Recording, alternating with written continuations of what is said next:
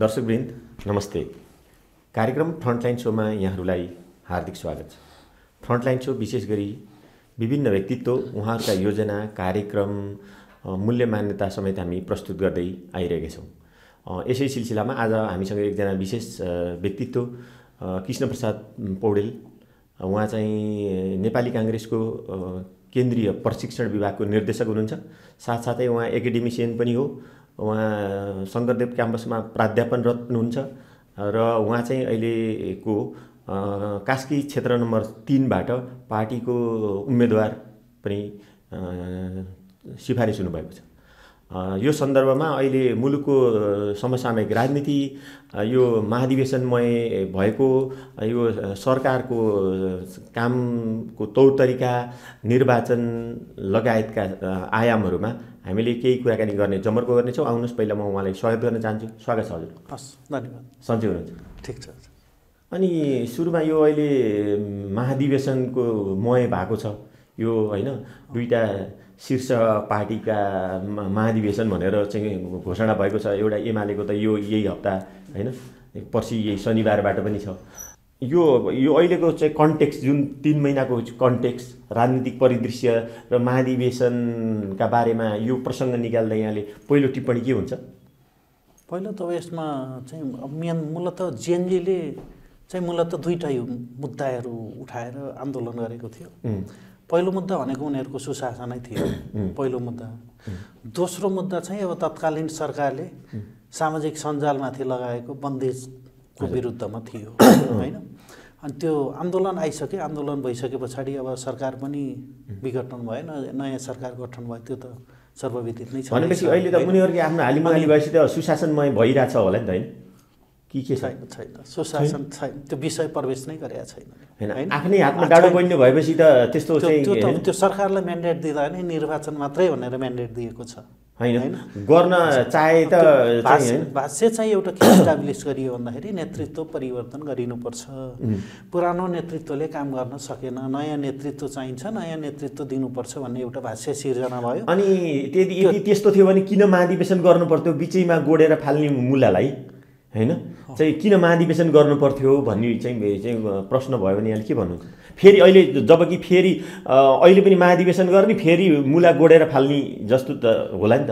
होइन, महाधिवेशन भनेको त एउटा नियमित प्रक्रिया हो। लिडरसिप डेभलपमेन्टको लागि महाधिवेशन चाहिँ नियमित प्रक्रिया रह्यो। अब काङ्ग्रेसको केसमा भनियो भनेदेखि त अब 4 वर्ष, हरेक 4 वर्षमा चाहिँ महाधिवेशन हुने भन्ने चाहिँ नेपाली काङ्ग्रेसको विधानमा नै व्यवस्था भए अनुरूप नै महाधिवेशनको अब त्यो कार्य समितिको म्याद अब यही महिना सकिने हो, मङ्सिरमा नै सकिने भएको हुनाले 4 वर्ष पुग्ने भएको हुनाले यो प्रोसेसमै छ। अब एमालेको पनि अघि जोड्नु भएको थियो। एमालेको त अब यही हप्ता 27 गतेबाट उनीहरूको केन्द्रीय महाधिवेशन चाहिँ सुरु भइसकेको छ। अनि यी दुईटा महाधिवेशनहरू समापन भए पछाडि यो सोसल पेस चाहिँ अलिक फरक ढङ्गले अगाडि बढ्छ, यहाँलाई के लाग्छ? पक्का अलिकति फरक हुन्छ, किनभने नयाँ नेतृत्व आउँछ। नयाँ नेतृत्वले नयाँ कन्सेप्ट, नयाँ भिजन होला, नयाँ थटको साथ अगाडि आउने होला। अब मैले एमालेको केसमा चाहिँ त्यो भन्न सक्दिनँ, किनभने नेपाली काङ्ग्रेसको केसमा चाहिँ योभन्दा अगाडि 2 पटकसम्म सभापति भइसक्नुभएका अहिलेको सभापति शेरबहादुर देवाजी, उहाँ चाहिँ अबको महाधिवेशनमा चाहिँ स्वतः विधानत उहाँ चाहिँ उम्मेदवार नहुने भएको हुनाले त्यो नेतृत्व त अर्कैमा जाने त सुनिश्चित छ। सुनिश्चित भइसकेको कारणले नेपाली काङ्ग्रेसको चाहिँ अलिकति फरक नै आउँछ, नयाँ फरक थटबाट, कन्सेप्टबाट अगाडि मुभ नै हुन्छ। अब एमालेमा त अब ओली र ईश्वर पोखरेल हुनुहुन्छ, सम्भवतः अब ओलीले नै जित्नुहुन्छ होला जस्तो देखिन्छ, होइन? मिडियामा आएका कुराहरू, कन्टेक्स्टहरू हेर्दै गर्दाखेरि त्यो कारणले गर्दा त्यहाँभित्र चाहिँ नीतिगत रूपमा नयाँ कुराहरू, नयाँ थटहरू आउँछन् भन्ने कुरा चाहिँ त्यति लाग्दैन। हाम्रो नेपाली काङ्ग्रेस आफ्नै को यो स्वरूप, महाधिवेशनको स्वरूप, त्यसको परिणाम र त्यसको पोस्ट इफेक्टको बारेमा चाहिँ केही भन्न मिल्ने कुरा छ? त्यसमा त काङ्ग्रेसले प्रष्ट रूपमा अब त्यो एडप्ट नै गरिसकेको छ सबै कुराहरू। अब महाधिवेशनको अब नयाँ क्रियाशील सदस्यहरू आजबाट वितरण पनि भइरहेको छ हरेक वडामा, होइन? 6743 छुट्टै वडामा वडा कार्य समितिहरूले नयाँ क्रियाशील सदस्यहरू वितरण गरिसक्नु भएको छ। अब अधिवेशनमा चाहिँ महाधिवेशनको प्रक्रियामा चाहिँ नेपाली काङ्ग्रेस अगाडि गइसकेको छ, निर्वाचनमा पनि गइसकेको छ, होइन? त्यो दुईटै काम चाहिँ सँगसँगै अगाडि बढिरहेको छ। त्यो कति निर्वाचन र महाधिवेशनमा कति पर्सेन्टेजको मोटामोटी हिसाबले कति % अगाडि बढिसक्यो भन्ने यहाँलाई लाग्छ? निर्वाचनको त अब मनोनयनको कुराहरू अब यो 25-26 गतेसम्म सबै टुङ्गिन्छ नै। आजसम्म जिल्लाले टुङ्ग्याउने भन्ने परिपत्र छ होइन। त्यस पछाडि प्रदेश कार्य समितिमा जान्छ, त्यसपछि केन्द्रमा आउँछ उम्मेदवारीको हकमा चाहिँ। अब उम्मेदवारीभित्र पनि अब 3वटा रह्यो, एउटा राष्ट्रिय सभाको पनि निर्वाचन आउँदैछ, अर्को अब प्रत्यक्षतर्फ प्रतिनिधि सभाको प्रत्यक्ष र समानुपातिकको त्यो बन्द सूची पनि बुझाउने समय आइसकेको हुनाले यो 3वटै कुरा अगाडि बढिसकेको छ। सँगसँगै अब क्रियाशीलको सदस्यको वितरण पनि सबै ठाउँमा चाहिँ अगाडि बढिसकेको हुनाले काङ्ग्रेसले यो पटक निर्वाचनको तयारी र महाधिवेशनको तयारी दुईटै एकैपटक अगाडि बढेको छ।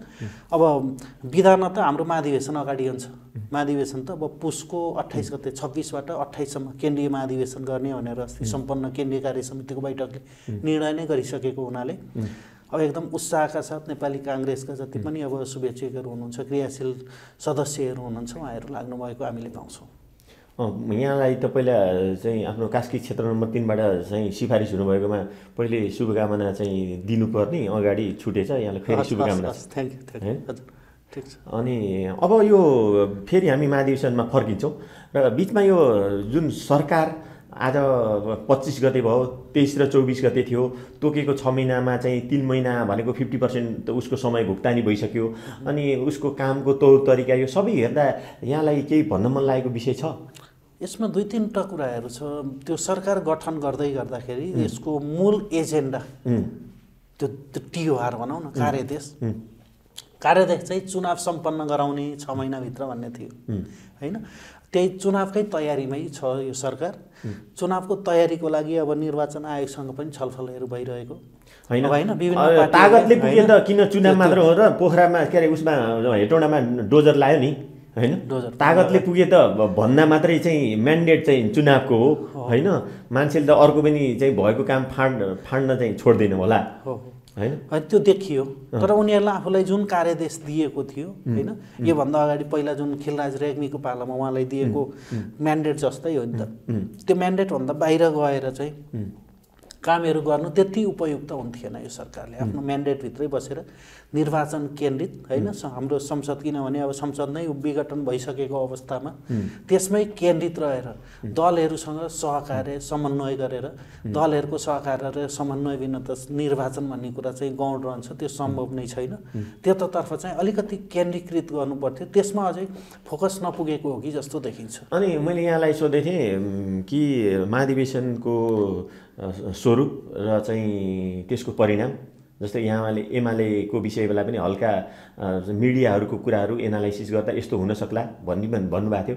आफ्नै कुरा त्यस्तो प्रोजेक्सन भन्न मिल्छ कि र पोस्ट इफेक्ट त्यस पछाडि नेतृत्व चयन भइसकेपछि नेपाली काङ्ग्रेसको त्यसको चाहिँ 1-2 महिनाको परिस्थितिको चाहिँ यस्तो हुनसक्छ मोटामोटी भन्न सकिन्छ? यस्तो छ, नेपाली काङ्ग्रेस चाहिँ स्पष्ट रूपमा निर्वाचनमा जानुभन्दा अगाडि केन्द्रीय नेतृत्व परिवार सबै तहको नेतृत्व, हाम्रो त 8 तहको संरचना छ पार्टीको, त्यो हरेक तहको संरचनाको नेतृत्व परिवर्तन गरेर निर्वाचनमा जानुपर्छ भन्ने चाहिँ एजेन्डा जोडदार रूपमा उठेको थियो।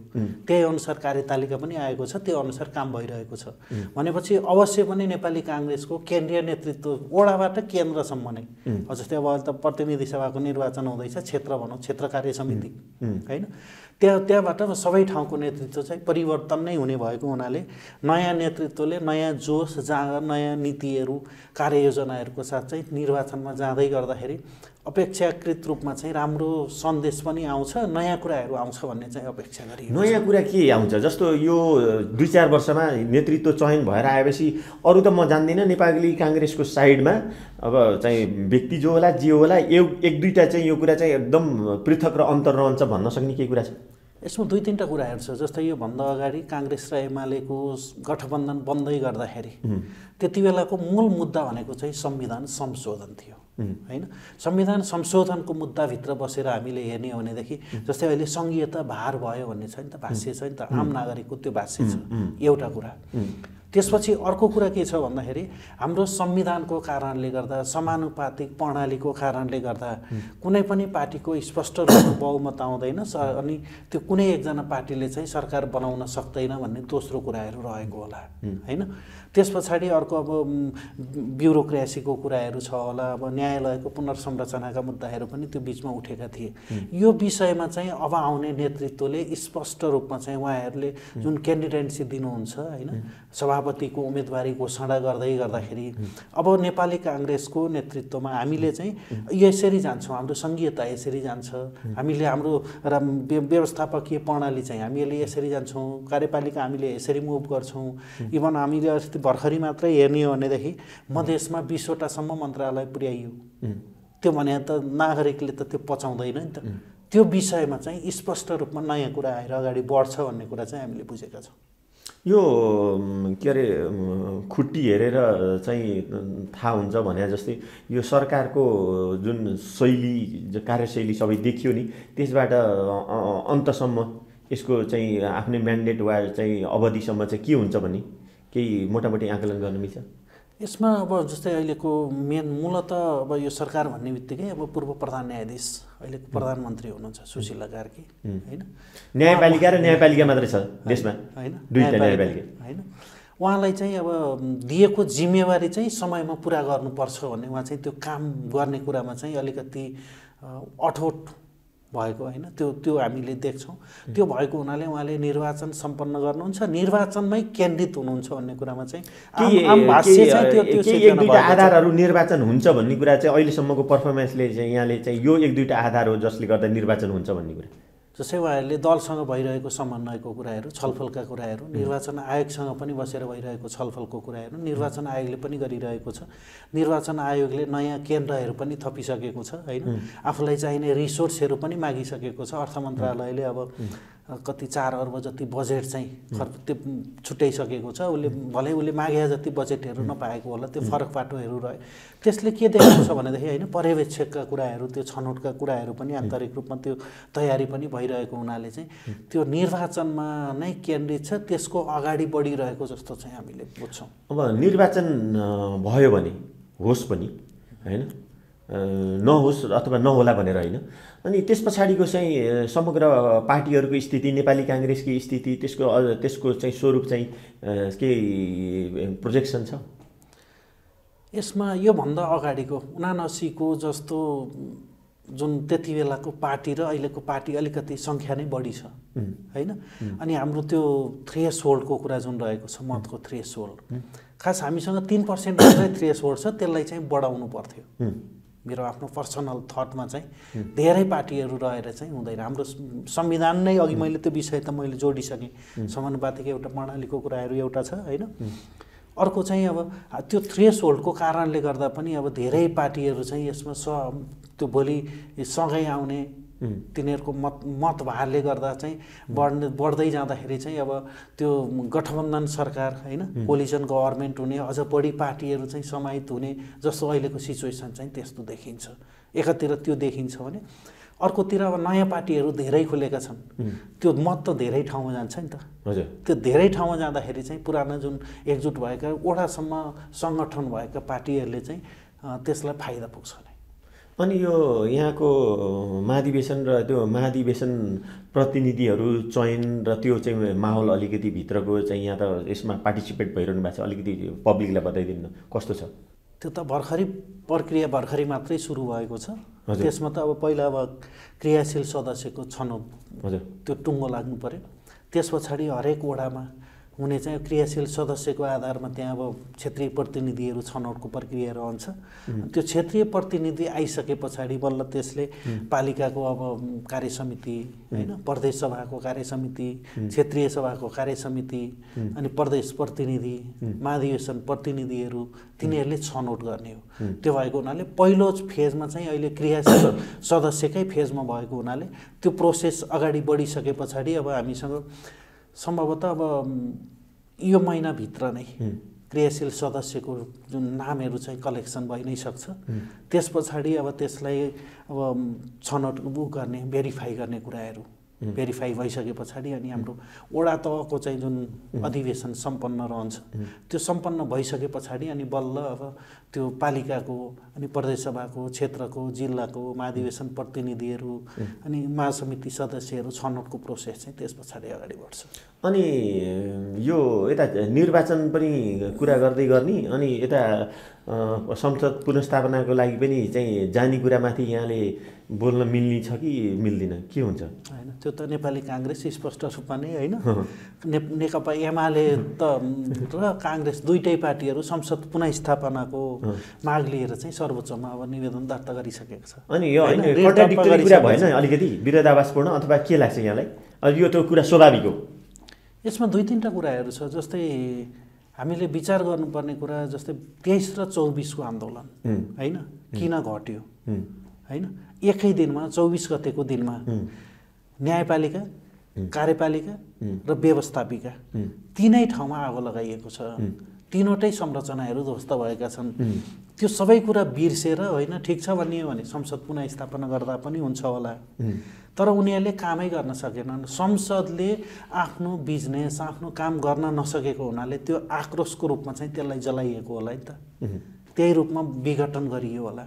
त्यो कारणले गर्दा मेरो आफ्नो पर्सनल थटमा चाहिँ संसद पुनर्स्थापना गर्नु हुँदैन, नयाँ जनादेशको साथमा अगाडि बढ्नुपर्छ। अस्ति मात्र हितेन्द्र देवको चाहिँ होइन उहाँको पद पुनर्स्थापना भएको छ, यो विषयलाई केही सूचकका रूपमा लिन मिल्छ कि यो धेरै नै सामान्य कुरा हो? होइन, यो धेरै ठाउँमा चाहिँ त्यो रूपमा चाहिँ नि हामीले पत्रिकाहरूमा चाहिँ त्यो रूपमा चाहिँ विश्लेषण व्याख्या गरेको पनि हामीले पायौँ, तर त्यो त उहाँको पुरानो मुद्दा हो होइन, योभन्दा अगाडि नै, यो पटक होइन, अहिलेको ऊर्जा मन्त्री भन्दा पनि योभन्दा अगाडि नै उहाँलाई जुन हटाइएको थियो होइन, यसको विषयसँग खासै सान्दर्भिकता छैन, अहिलेको समयमा चाहिँ जोडिन आएको।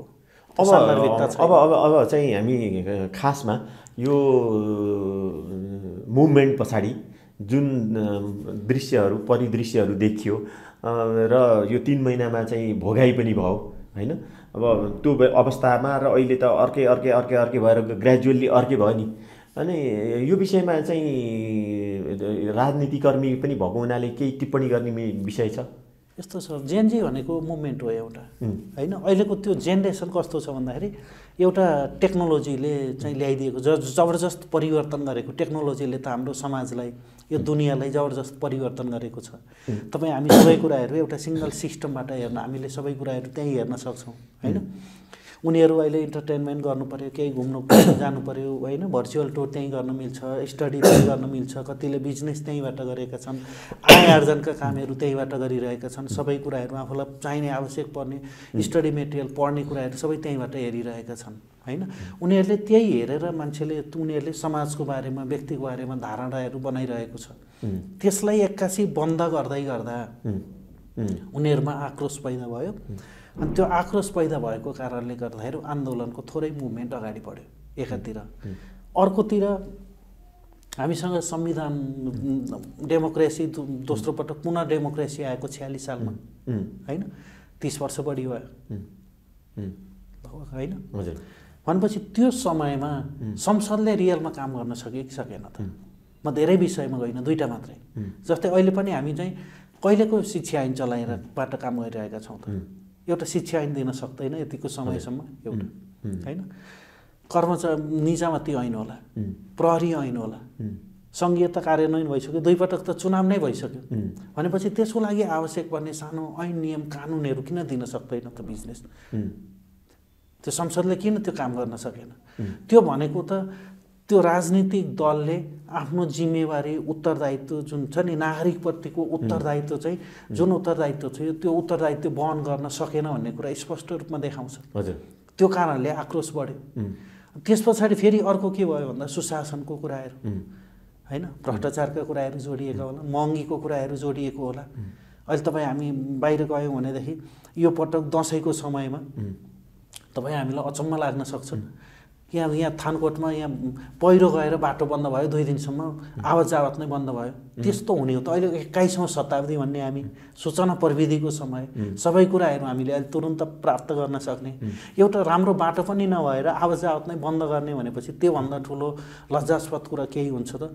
त्यो भने त सरकारलाई त्यो जसले त्यो जिम्मेवारीमा बसेर काम गरिरहेका छन् तिनीहरूको लागि त ठुलो झापड हानेको जस्तो लाग्छ मलाई। अब यो मुभमेन्टले दीर्घकालमा एकदम स्ट्रङली अर्थ राख्ने एउटा कुरा र जे अहिले चाहिँ देखिया जस्तो भए पनि कालान्तरमा कुनै चाहिँ हैन तुक नराख्ने अर्को एउटा कुरा त्यस्तो के हजुरलाई चाहिँ आफूलाई माइन्डमा आएको कुरा छ? यस्तो छ अहिलेको यो मुभमेन्टले गर्दाखेरि मान्छे भनेको भरमा बोलेको भरमा मत दिन चाहिँ चाहँदैनन् जस्तो लाग्छ। पहिलो कुरा चाहिँ तपाईँ हामीले 5 मिनट 10 मिनट कुरा गर्दै गर्दा अहिलेको समयमा त इन्द्रजी कस्तो भनेर मैले हेर्नु पर्यो भनेदेखि त हामीसँग विभिन्न प्रकारका सामाजिक सञ्जालका आइडियाहरू छन् हाम्रा। त्यसलाई हेरेर हामीले अध्ययन गऱ्यौँ भनेदेखि तपाईँको बारेमा चाहिँ 5 मिनटमै थाहा हुन्छ। अहिलेको अबको भोटरहरूले त्यो कुराहरू हेर्छ एउटा पहिलो कुरा।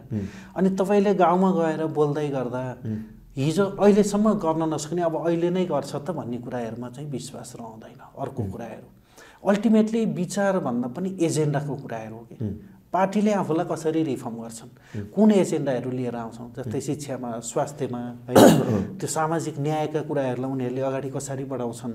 अब हाम्रो संविधान संशोधनको कुराहरू, हाम्रो व्यवस्थालाई हामी अगाडि कसरी बढाउने हो। सधैँ हामीले त यो प्रयोग मात्रै गर्ने जस्तो भइरह्यो नि त अहिलेसम्म। अब यहाँ चाहिँ त्यो विषयमा चाहिँ केन्द्रित रहनु आवश्यक छ। पार्टीको प्रशिक्षण विभागको निर्देशक भएको नाताले सारा जिल्लामा चाहिँ हिँडेको अनुभवले एकदम पब्लिकसित किप इन टचमा भएको हुनाले पब्लिकको सेन्टिमेन्ट भावना चाहिँ यहाँले चाहिँ के हो भन्नुहुन्छ एक लाइन?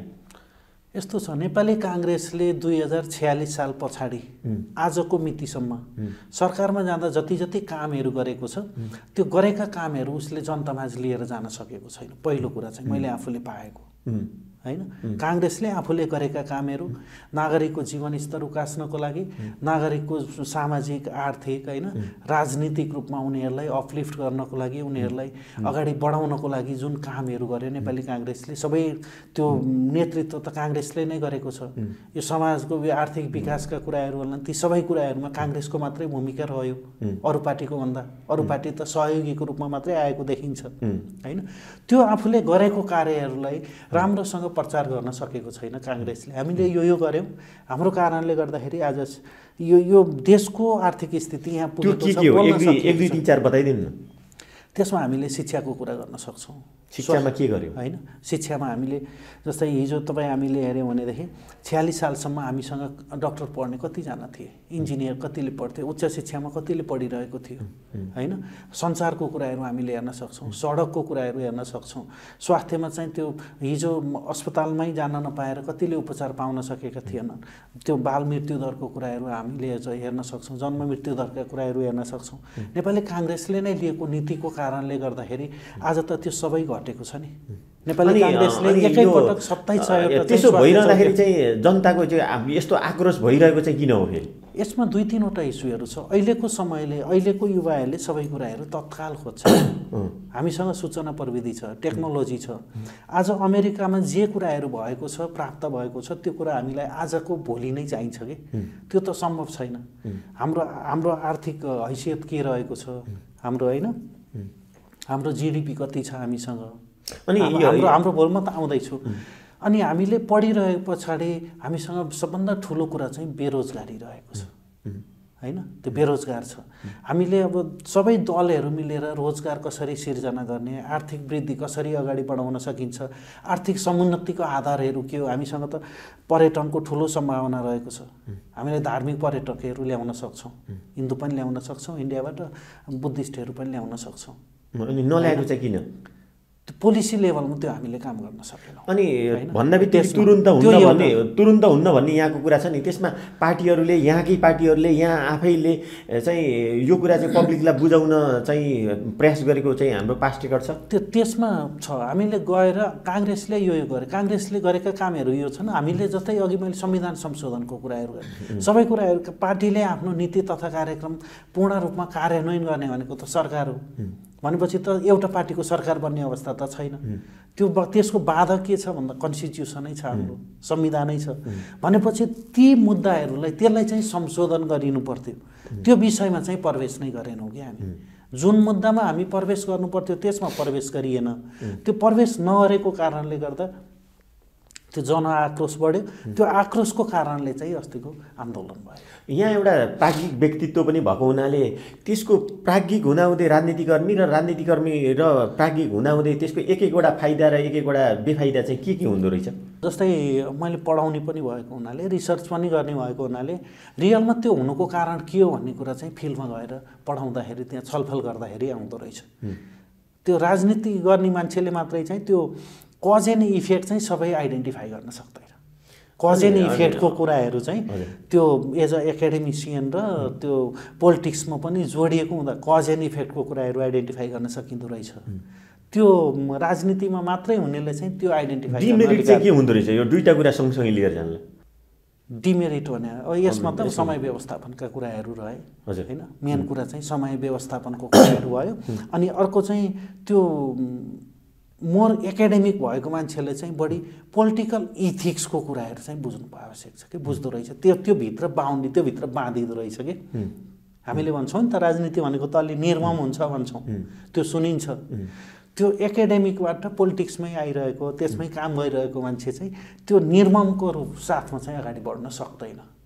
राजनीतिलाई अगाडि बढाउन चाहिँ के कुरा कन्स्टेन्ट हुँदो रहेछ चाहिँ? अलिकति त्यो राजनीतिकर्मीको पनि त केही पिरोलो होला, के होला होइन? सबै राजनीतिलाई ख्याउ गर्छन्, माग्छन् मात्रै, यो भएन भन्छन्। राजनीतिकर्मी भएर आफै चाहिँ भएर चाहिँ त्यही कुनै होइन कन्स्टेन्ट वा पिरोलो के हुन्छ? म त्यो लेभलमा पुगिसकेका छैन। तर राजनीतिकर्मीले चाहिँ बुझ्नै पर्ने, जान्नै पर्ने कुराहरू के हो भनेदेखि राजनीति भनेको सेवा हो, विशुद्ध सेवा भाव हो यो होइन। मैले आफूसँग भएको, अब जस्तै म आर्थिक रूपमा मैले आफ्नो परिवार चलाउन सक्छु। म आर्थिक रूपमा चाहिँ मलाई कुनै पनि फाइनेन्सियल बर्डन हुँदैन। अनि मैले आफ्नो समय पनि केही समय निकालेर मैले त्यो समय समाजको लागि दिन सक्छु भन्ने कुराबाट गाइडेड छ भने चाहिँ राजनीतितिर लाग्दा हुन्छ।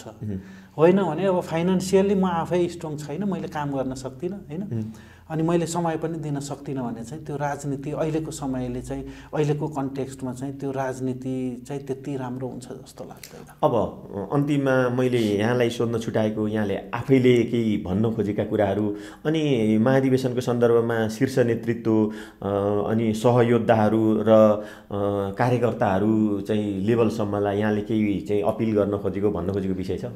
मलाई चाहिँ जहिले पनि उठाइरहने एउटा मात्रै मुद्दा छ अहिलेको समयमा। हाम्रो कन्स्टिट्युसनले यसमा एमेन्ड गर्नुपर्ने थुप्रै इस्युहरू होलान्, तर हाम्रो संविधानले चाहिँ नागरिकका राजनीतिक र सामाजिक हक र अधिकारहरू सबै सुनिश्चित गरिसकेको छ।